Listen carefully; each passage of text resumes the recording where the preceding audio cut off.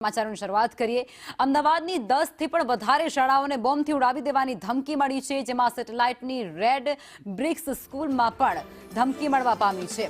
Vidyanagar school કેન્દ્રીય વિદ્યાલયની અંદર પણ બોમ્બથી ઉડાવી દેવાની ધમકી મળી છે, તો નરોડાની જેડી હાઈસ્કૂલ અને એમજી ઇન્ટરનેશનલ સ્કૂલને પણ બોમ્બથી ઉડાવી દેવાની ધમકી મળી છે। સંત કબીર અને સેન્ટ ઝેવિયર્સ સહિતની સ્કૂલોને પણ બોમ્બથી ઉડાવીની ધમકી મળી છે। ઉપરાંત ડીપીએસ બોપલ સાથે જ સેન્ટ ઝેવિયર્સ લોયેલાને પણ બોમ્બથી ઉડાવી દેવાની ધમકી મળી છે। અને એટલું જ નહીં, કેલોરેક્સ સ્કૂલ જે ઘાટલોડિયાની અંદર સ્થિત છે તે અને સ્વયં સ્કૂલને પણ બોમ્બથી ઉડાવી દેવાની ધમકી મળી છે। રાંચરડા પાસે રેડ બ્રિક્સ સ્કૂલને પણ ધમકી મળવા પાત્ર છે, જેમાં ઈમેલ પર બોમ્બથી ઉડાવી દેવાની ધમકી શાળાને મળી છે। શાળાઓને 26મીએ તિરંગો ન ફરકાવવા માટેની આ ધમકી અપાઈ છે। ધમકી મળતાની સાથે જ કેટલીક શાળાઓની અંદર રજા પણ જાહેર કરવામાં આવી ચૂકી છે। રજા અંગે વાલીઓને મેલ કે પછી મેસેજ થ્રુ જાણ કરવામાં આવી છે। અને આ સાથે ધમકી મળતા જ બીડીડીએસ પોલીસ દ્વારા તપાસ શરૂ કરી દેવામાં આવી છે। ખાલિસ્તાન અને બાંગ્લાદેશનો ઈમેલમાં ઉલ્લેખ।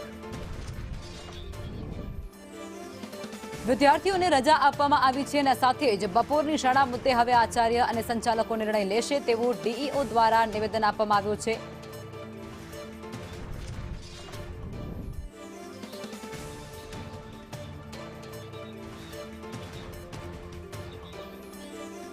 ઉસ્માનપુરાની વિદ્યાનગર સ્કૂલથી અમારા સંવાદદાતા દિવ્યા અમારી સાથે લાઈવમાં જોડાઈ ચૂક્યા છે। જી દિવ્યા, કઈ પ્રકારની સ્થિતિ ત્યાં અત્યારે?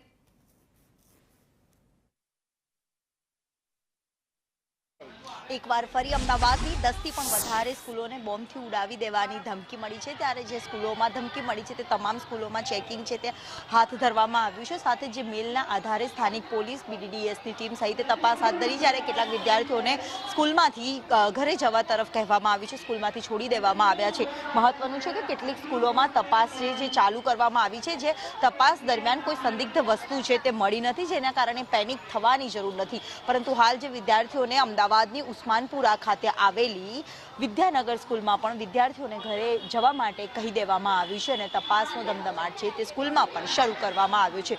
મહત્વનું છે કે હાલ જ્યાં તપાસો ચાલી રહી છે ત્યાં કોઈ સંદિગ્ધ વસ્તુ ન મળતા સુરક્ષા એજન્સીઓથી લઈને સૌ કોઈએ રાહતનો શ્વાસ લીધો છે, જ્યારે અન્ય સ્કૂલોમાં તપાસ કરવામાં આવી રહી છે।